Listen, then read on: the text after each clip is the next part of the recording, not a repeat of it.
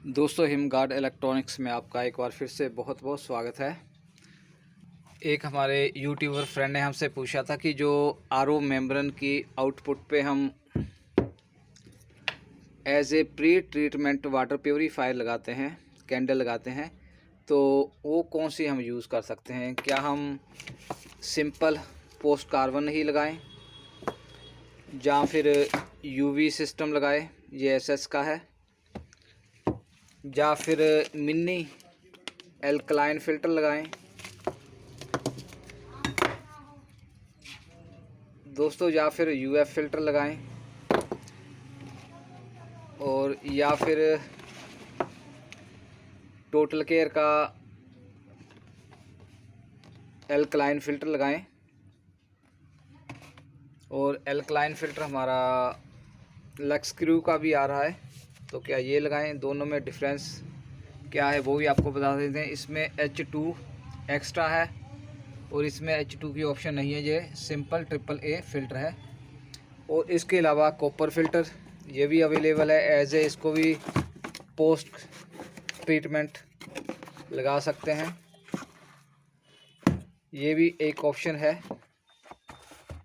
और या फिर जो लेटेस्ट है वो है alkaline filter with B12 vitamin B की खासियत के साथ। तो आज का यही क्वेश्चन और ये इसका आंसर बिल्कुल साफ साफ है। दोस्तों, आरओ सिस्टम की जो आउटपुट पे जो हमें प्योर पानी मिल रहा है वो उसकी टीडीएस कितनी आ रही है, उसी के हिसाब से हम ये डिज़ाइन कर सकते हैं कि यूवी लगाना है या पोस्ट कार्बन लगाना है या फिर एल्कलाइन लगाना है। सबसे पहले हम एग्जांपल लेते हैं।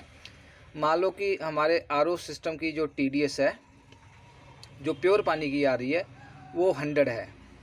तो दोस्तों, उस केस में हमें टीडीएस और बढ़ाने की ज़रूरत नहीं है, तो उसमें सिंपल आप पोस्ट कार्बन लगा सकते हैं और यूवी फ़िल्टर भी लगा सकते हैं। अगर पानी की टीडीएस 50 आ रही है, उस केस में आपको टीडीएस कंट्रोलर लगाना पड़ेगा।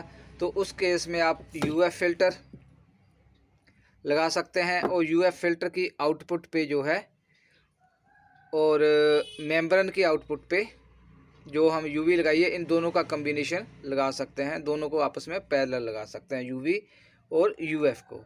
और इसके अलावा अगर आप यूएफ नहीं लगाना चाहते हैं, फिर आप यूएफ की जगह मिनरल कॉटेज भी लगा सकते हैं, मतलब कि एल्कलाइन फ़िल्टर भी लगा सकते हैं। तो आप ये कौन सा चूज़ करते हैं, लक्स प्योर का करते हैं, टोटल केयर का करते हैं, ये आप पे डिपेंड करता है। और नेक्स्ट ऑप्शन है कि कॉपर इनलाइन भी लगा सकते हैं।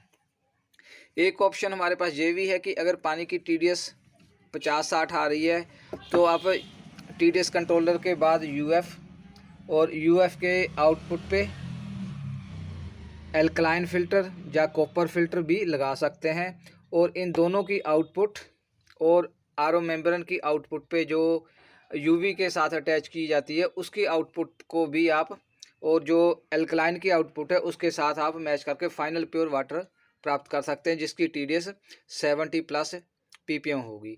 तो दोस्तों, ऑप्शंस बहुत हैं, ये अकॉर्डिंग टू पानी की टीडीएस ही आप फाइनल सेलेक्ट कर सकते हैं कि कौन सा एल्कलाइन लगाना है, या फिर कॉपर फ़िल्टर लगाना है, या यूएफ लगानी है, या सिर्फ यूवी ही लगानी है।